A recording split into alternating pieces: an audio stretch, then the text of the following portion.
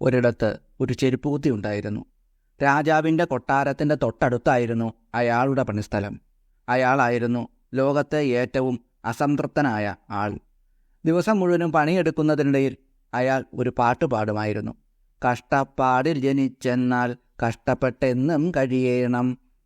അയാളുടെ കടയുടെ മുമ്പിൽ കൂടി സഞ്ചരിക്കുമ്പോഴെല്ലാം രാജാവ് പല്ലക്കിൻ്റെ ജനാലയിൽ കാതോർത്ത് പാട്ട് ശ്രദ്ധിക്കാറുണ്ടായിരുന്നു. ഒരു ദിവസം അതുവഴി സഞ്ചരിക്കുമ്പോൾ രാജാവ് ചിന്തിച്ചു, എന്തായിരിക്കും അയാളുടെ വിഷമത്തിന് കാരണം? എപ്പോഴും തൻ്റെ കഷ്ടപ്പാടിനെപ്പറ്റി തന്നെയാണല്ലോ അയാൾ പാടുന്നത്. എന്തെങ്കിലും സഹായം ആവശ്യമുണ്ടായിരിക്കാം.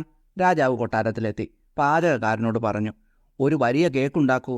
പക്ഷേ അത് തയ്യാറാക്കുന്നതിന് മുമ്പ് എൻ്റെ അടുത്ത് കൊണ്ടുവരണം. എനിക്കതിലൊരു കാര്യം കൂടി ചേർക്കാനുണ്ട്. കേക്ക് തയ്യാറാക്കുന്ന സമയത്ത് രാജാവ് അതിനുള്ളിൽ 2 കൈക്കുമ്പിൾ നിറയെ സ്വർണ്ണ നാണയങ്ങൾ ചേർത്തു. രാജാവ് തൻ്റെ പരിചാരകനോട് ആ കേക്ക് ചെരുപ്പുകുത്തിക്ക് കൊടുക്കാൻ പറഞ്ഞു. പക്ഷേ ആ കേക്കുമായി അയാൾ അവിടെ ചെന്നപ്പോൾ ചെരുപ്പുകുത്തി തൻ്റെ ജോലിക്കിടയിൽ നിന്ന് തല ഉയർത്തി നോക്കുക പോലും ചെയ്തില്ല. ആ സമ്മാനം അവിടെ എവിടെയെങ്കിലും വയ്ക്കുവാൻ പറഞ്ഞിട്ട് അയാളുടെ ജോലിയിൽ മുഴുകി. അന്ന് വൈകിട്ട് ചെരുപ്പുകുത്തിയുടെ ഒരു സ്നേഹിതൻ അയാളോട് വിശേഷങ്ങൾ തിരക്കുന്നതിനിടയിൽ ആ കേക്ക് അയാളുടെ കണ്ണിൽപ്പെട്ടു. ഇത്രയും മനോഹരമായ ഒരു കേക്ക് നിൻ്റെ അടുത്തുണ്ടായിട്ട് നീ എന്താ അത് കഴിക്കാത്തെ? പിന്നെയും കഷ്ടപ്പാടിൻ്റെ പാട്ടും പാടി വിഷമിച്ചിരിക്കുന്നത് എന്താണ്? ഓ, ആ കേക്ക് രാജാവിൻ്റെ സമ്മാനമാ. എനിക്ക് ഈ ലോകത്താകെ ഉള്ള ഒരു കുറവ് അതുമാത്രമാണെന്ന് അദ്ദേഹം കരുതിയിട്ടുണ്ടാവും, അയാൾ പറഞ്ഞു. വീണ്ടും പാട്ടിൽ മുഴുകി. കഷ്ടപ്പാടിൽ ജനിച്ചെന്നാൽ കഷ്ടപ്പെട്ടെന്നും കഴിയണം. അപ്പോൾ നിനക്ക് ആ കേക്ക് വേണ്ടെന്നാണോ? സ്നേഹിതൻ ചെരുപ്പുകുത്തിയോട് ചോദിച്ചു. വേണ്ട, അയാൾ മറുപടി പറഞ്ഞു. എനിക്ക് ഇവിടെ ധാരാളം ജോലി തിരക്കുണ്ട്. നിനക്ക് വേണമെങ്കിൽ എടുത്തോളൂ. സ്നേഹിതൻ അത് സന്തോഷത്തോടെ വീട്ടിൽ കൊണ്ടുപോയി ഭാര്യയ്ക്ക് കൊടുത്തു. ഓ, നല്ല ഭംഗിയുള്ള കേക്ക്. ഇതെവിടുന്നാണ്? ഭാര്യ ചോദിച്ചു. എൻ്റെ സ്നേഹിതന് രാജാവ് നൽകിയ സമ്മാനമാണ്. പക്ഷേ അയാളുടെ ജോലി തിരക്കിനിടയിൽ അത് കഴിക്കാൻ പോലും നേരമില്ലെന്ന് അയാൾ മറുപടി പറഞ്ഞു. നല്ല രുചിയുള്ളതാണെന്ന് കണ്ടിട്ട് തോന്നുന്നു. ഭാര്യ അത് പറഞ്ഞുകൊണ്ട് ഒരു കത്തിയെടുത്ത് കേക്ക് മുറിക്കാൻ ശ്രമിച്ചു. പക്ഷേ കഴിഞ്ഞില്ല. തീരെ മാർദ്ദവവും ഇല്ലായിരുന്നു. ഈ കേക്കിനുള്ളിൽ മുറിക്കാൻ പറ്റാത്ത വിധം എന്തോ ഉണ്ടല്ലോ. ഭാര്യ അത്ഭുതപ്പെട്ടുകൊണ്ട് ഒരു വെട്ടുകത്തിയെടുത്ത് ആഞ്ഞു വെട്ടി. അപ്പോൾ സ്വർണ്ണ നാണയങ്ങൾ തറയിലേക്ക് ചിതറി വീണു. അവരത് വാരിയെടുത്തു. എത്രയും പെട്ടെന്ന് ഈ നാട് വിടുന്നതാ ഉചിതം. രാജാവ് ഈ നാണയങ്ങളുടെ കാര്യം തിരക്കി നമ്മളെ കള്ളന്മാരായി മുദ്ര കുത്തിയാലോ? അവർ ആലോചിച്ചു. സാധനങ്ങളൊക്കെ കെട്ടി ദൂരെ ഒരു നഗരത്തിലേക്ക് അവർ പോയി. കുറച്ച് ദിവസങ്ങൾ കഴിഞ്ഞപ്പോൾ രാജാവ് ചെരുപ്പുകുത്തിയെക്കുറിച്ച് ആലോചിച്ചു. ഞാൻ അയാൾക്ക് ഒരു മനോഹരമായ സമ്മാനം കൊടുത്തിട്ട് നന്ദിവാക്ക് പോലും അറിയിച്ചില്ലല്ലോ. അയാളോട് ഉടൻ ഇവിടെ വരാൻ അറിയിക്കണം. ചെരുപ്പുകുത്തി രാജാവിന് മുന്നിലെത്തി അന്വേഷിച്ചു. താങ്കൾ എന്തിനാണ് എന്നെ തിരക്കിയത്? എനിക്ക് ധാരാളം ജോലികൾ ചെയ്തു തീർക്കാൻ ബാക്കിയുണ്ട്. ഞാൻ കൊടുത്തുവിട്ട സമ്മാനം നിനക്ക് ഇഷ്ടമായോ എന്നറിയുവാനാണ് നിന്നെ വിളിപ്പിച്ചത്, രാജാവ് പറഞ്ഞു. ഓ, ആ കേക്കിൻ്റെ കാര്യമാണോ? സത്യം പറഞ്ഞാൽ ജോലി തിരക്കിനിടയിൽ അത് കഴിക്കാൻ പോലും നേരം കിട്ടിയില്ല. അതുകൊണ്ട് അതെൻ്റെ സ്നേഹിതന് കൊടുത്തു. രാജാവ് തലകുനിച്ച് അയാളോട് പറഞ്ഞു. കഷ്ടപ്പാടിൽ ജനിച്ചെന്നാൽ കഷ്ടപ്പെട്ടെന്നും കഴിയണം. ഞാൻ നിന്നെ കഷ്ടപ്പാടിൽ നിന്ന് കരകയറ്റാനായി 2 പിടി സ്വർണ്ണ നാണയങ്ങൾ ആ കേക്കിൽ വച്ചിരുന്നു. ആ ചെരുപ്പുകുത്തി വിഷമിച്ച് തലയിൽ കൈവച്ചുകൊണ്ട് കൊട്ടാരത്തിൽ നിന്നും തിരിച്ചു നടന്നു. ഈശ്വരാനുഗ്രഹമില്ലെങ്കിൽ എത്ര തന്നെ ധനവും സൗഭാഗ്യവും കിട്ടിയാലും അത് പ്രയോജനപ്പെടില്ല.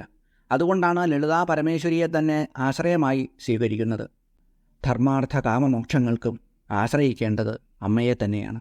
അമ്മയുടെ പാതാരബിന്ദങ്ങൾ താമരപ്പൂവിനെപ്പോലും തോൽപ്പിച്ചു കളയും. അതുകൊണ്ടാണ് ലളിതാ സഹസ്രനാമത്തിലെ 45-ാമത്തെ മന്ത്രത്തിൽ പദദ്വയ പ്രഭാജാല പരാകൃത സരോരുഹ എന്ന് വശിന്യാദി വാഗ്ദേവതകൾ അത്ഭുതത്തോടെ പറയുന്നത്.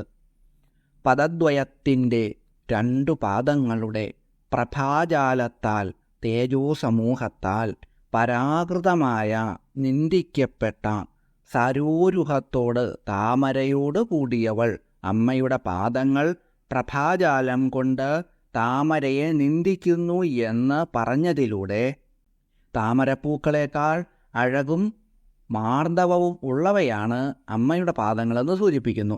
താമരപ്പൂക്കളെ കടത്തിവെട്ടുന്ന പ്രഭ ഉള്ള 2 പാദങ്ങളോട് കൂടിയവൾ എന്നാണ് ഈ നാമമന്ത്രത്തിൻ്റെ അർത്ഥം. കണ്ണുകൾക്ക് കുളിർമ നൽകുന്നതും നേർമയും ഭംഗിയും സ്വതവേ തന്നെ ഉള്ളതും മനസ്സിന് ആഹ്ലാദം നൽകുന്നതുമാണ് താമരപ്പൂക്കൾ. ചുവന്ന താമര പോലെയുള്ള ശോഭയാണ് അമ്മയുടെ ശ്രീപാദങ്ങൾക്ക്. താമര സൂര്യോദയത്തോടുകൂടി വിരിയുന്നു, അസ്തമിക്കുമ്പോൾ അത് കൂമ്പുന്നു. എന്നാൽ അമ്മയുടെ പാതാരവിന്ദങ്ങൾ എപ്പോഴും ഒരുപോലെ ശോഭിക്കുന്നു. ഓം പദദ്വയ പ്രഭാജാലപരാകൃതസരോരുഹായൈ നമഃ. ഓം ഹ്രീം പദദ്വയ പ്രഭാജാലപരാകൃതസരോരുഹായൈ നമഃ. അമ്മയുടെ പാതാരബിന്ദങ്ങളിൽ സ്വയം സമർപ്പിച്ചുകൊണ്ട് പ്രാർത്ഥിക്കുന്നതിനും അതിലൂടെ ഐശ്വര്യവും കാര്യസാധ്യവും നേടുന്നതിനും ഏറ്റവും ഉത്തമമായ ഒരു മന്ത്രമാണിത്.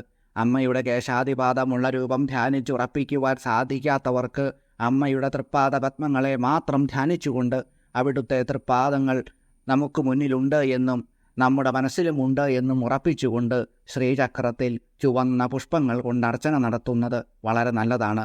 ഞാൻ അമ്മയോട് പ്രാർത്ഥിക്കാറുള്ളത്, അവിടുത്തെ കൈകൾ എൻ്റെ ശിരസിൽ വെച്ച് അനുഗ്രഹിക്കാനുള്ള യോഗ്യത എനിക്ക് ഇല്ല എങ്കിലും അവിടുത്തെ പാദങ്ങളെങ്കിലും എൻ്റെ ശിരസിലൊന്ന് സ്പർശിച്ച് അനുഗ്രഹം നൽകണമേ എന്നാണ്. ഈ ജന്മം സഫലമാകാൻ അവിടുത്തെ ശ്രീപാദങ്ങളിൽ ലയിച്ചു ചേരുവാൻ അത് മാത്രം ധാരാളം മതിയാകും. അമ്മയുടെ ശ്രീപാദ പത്മങ്ങളെ ധ്യാനിച്ചുകൊണ്ട് ഈ മന്ത്രം 3 പ്രാവശ്യം ജപിച്ച് തുളസിയിലകൾ 7 പ്രാവശ്യം ശ്രീചക്രത്തിൽ അർച്ചന നടത്തുക. അതിനുശേഷം തിളച്ച വെള്ളത്തിൽ ആ ഇലകൾ ഇട്ടുവയ്ക്കുക. രാവിലെ ആ വെള്ളം വെറും വയറ്റിൽ കുടിക്കുക. കൈവിഷം പോലെയുള്ള എന്തെങ്കിലും ദോഷങ്ങൾ ശരീരത്തിൽ ബാധിച്ചിട്ടുണ്ട് എങ്കിൽ അത് തീർച്ചയായും മാറിക്കിട്ടുന്നതാണ്. ശ്രീചക്രമില്ലെങ്കിൽ എള്ളെണ്ണ ഒഴിച്ച് നിലവിളക്ക് തെളിച്ച് ദീപത്തെ അമ്മയായി കരുതി പ്രാർത്ഥനയോടുകൂടി ഭക്തിയോടുകൂടി ഈ മന്ത്രം ജപിച്ച് പറഞ്ഞതുപോലെ അർച്ചന നടത്താവുന്നതാണ്. ശിഞ്ചാനമണിമഞ്ജീരമണ്ഡിത ശ്രീപദാംബുജ അടുത്ത മന്ത്രമാണ്. ശിഞ്ചാനങ്ങളായ എന്നാൽ കിലുങ്ങുന്ന എന്നാണ് അർത്ഥം. മണിമഞ്ജീരങ്ങളാൽ മണികളോടുകൂടിയ പാദകടകങ്ങളാൽ മണ്ഡിതമായ എന്ന് പറഞ്ഞാൽ അലങ്കരിക്കപ്പെട്ട ശ്രീപാദാംബുജങ്ങൾ ഉള്ളവൾ, ഐശ്വര്യയുക്തങ്ങളായ കാലുകളാകുന്ന താമരകളോടുകൂടിയവൾ എന്നാണ് അർത്ഥം. അമ്മയുടെ കാലുകളിൽ അണിഞ്ഞിട്ടുള്ള പാദസരങ്ങൾ പാദങ്ങളുടെ ചലനത്തിനൊത്ത് ശബ്ദം പുറപ്പെടുവിക്കുന്നവയാണ്. അത്തരത്തിലുള്ള പാദങ്ങൾ പാദസരങ്ങളുടെ ആവശ്യമില്ലാത്ത വിധം മനോഹരമാണ്. അവിടുത്തെ തൃപ്പാദങ്ങളെന്ന് ശ്രീപാദം എന്ന പ്രയോഗത്തിലൂടെ വശിന്യാദി വാഗ്ദേവതകൾ നമുക്ക് കാണിച്ചു തരുന്നു. ഹൃദ്യമായ മണിനാദമുണ്ടാക്കുന്ന കിങ്ങിണികളുള്ള പാദസരങ്ങൾ കൊണ്ട് അലങ്കരിക്കപ്പെട്ട പാദമാകുന്ന താമരപ്പൂക്കളോടുകൂടിയവൾ എന്നാണ് ഈ നാമമന്ത്രത്തിൻ്റെ അർത്ഥം. അഗ്നികുണ്ഠത്തിൽ നിന്നും പ്രത്യക്ഷയായ അമ്മ ദേവന്മാരെ അനുഗ്രഹിക്കുവാൻ വേണ്ടി അടുത്തു വരുമ്പോൾ ചുവന്ന രത്നങ്ങളാകുന്ന കിങ്ങിണി കോർത്ത പാദസരങ്ങളിൽ നിന്നും പുറപ്പെടുന്ന ശബ്ദം ദേവന്മാരെ ആനന്ദത്തിൽ ആറാടിക്കുന്നു. ഓം ശിഞ്ചാനമണിമഞ്ജീരമണ്ഡിത ശ്രീപദാംബുജായൈ നമഃ. ഓം ഹ്രീം ശിഞ്ചാനമണിമഞ്ജീരമണ്ഡിത ശ്രീപദാംബുജായൈ നമഃ. അമ്മയുടെ ശ്രീപാദ പത്മങ്ങളെ ഈ രീതിയിൽ തന്നെ ധ്യാനിച്ചുകൊണ്ട് ഈ മന്ത്രം കൊണ്ട് ശ്രീചക്രത്തിൽ അർച്ചന നടത്താം. 101 പ്രാവശ്യം അർച്ചന നടത്തുക. അർച്ചന പൂർണ്ണമായ അർപ്പണ മനോഭാവത്തോടുകൂടി നടത്തുന്ന സമയത്ത് നമ്മുടെ കാതുകളിൽ അവിടുത്തെ മനോഹരമായ ശബ്ദം നമുക്ക് കേൾക്കാം. സംശയമുള്ളവർക്കൊന്ന് പരീക്ഷിച്ചു നോക്കാം. മനസ്സിനെ ഏകാഗ്രമാക്കുക. അമ്മയുടെ തൃപ്പാദ പത്മങ്ങളെ ധ്യാനിക്കുക. അമ്മ നമ്മുടെ അടുത്തേക്ക് നടന്നു വരുന്നതായി ഈ മന്ത്രം ജപിച്ചുകൊണ്ട് ധ്യാനിക്കുക. മനോമണ്ഡലത്തിൽ അമ്മയുടെ അതിമനോഹരമായ രൂപവും കാതുകളിൽ അവിടുത്തെ പാദങ്ങളിൽ നിന്നുണ്ടാകുന്ന ആ ശബ്ദവും തീർച്ചയായിട്ടും നമുക്ക് കാണുവാനും കേൾക്കുവാനും സാധിക്കും. അതിൽ പരം ഒരാനന്ദം വേറെ എന്താണ് വേണ്ടത്? വേറെ ഒരു സഹസ്രനാമത്തിനും ഉപാസ്യദേവതയെ ഇതുപോലെ പ്രത്യക്ഷമാക്കാൻ സാധ്യമാകുന്നതല്ല എന്നുള്ളതാണ് ലളിതാ സഹസ്രനാമത്തെ മറ്റു സഹസ്രനാമങ്ങളിൽ നിന്നും വേറിട്ടു നിർത്തുന്ന പ്രത്യേകത. മരാളി മന്ദഗമന, മരാളിയെപ്പോലെ അരയന്നപ്പിടയെപ്പോലെ മന്ദമായ ഗതിയുള്ളവൾ, പെൺ അരയന്നത്തെപ്പോലെ മെല്ലെ മെല്ലെ നടക്കുന്നവളാണ് അമ്മ. അരയന്നപ്പിടയുടെ ഗതിയിലുള്ള ചലനഭംഗിയോടാണ് സുന്ദരികളായ സ്ത്രീകളുടെ പതുക്കെയുള്ള ചലനത്തെ ഉപമിക്കാറുള്ളത്. ഓം മരാളി മന്ദഗമനായൈ നമഃ. ഓം ഹ്രീം മരാളി മന്ദഗമനായൈ നമഃ. മുൻപ് പറഞ്ഞ നാമമന്ത്രത്തിൻ്റെ എല്ലാ ഫലങ്ങളും ഈ നാമമന്ത്രവും നൽകുന്നതാണ്. ഈ മന്ത്രം ജപിച്ചുകൊണ്ട് പാർവതീദേവിയെ ആരാധിക്കുന്നവർക്ക് സൗന്ദര്യവും സ്വഭാവ സവിശേഷതയും വർദ്ധിച്ചു വരുന്നതാണ്. ഈ അധ്യായത്തിൽ പറഞ്ഞിട്ടുള്ള 3 മന്ത്രങ്ങളും ജപിക്കുന്നവർക്ക് ശത്രുക്കൾ മിത്രങ്ങളായി മാറുന്നതാണ്. ശത്രുതാഭാവം മാറി മിത്രതാഭാവത്തിൽ എല്ലാവരും സന്തോഷത്തോടെ ജീവിക്കുന്നതിന് ഈ മന്ത്രങ്ങൾ മാത്രം മതി.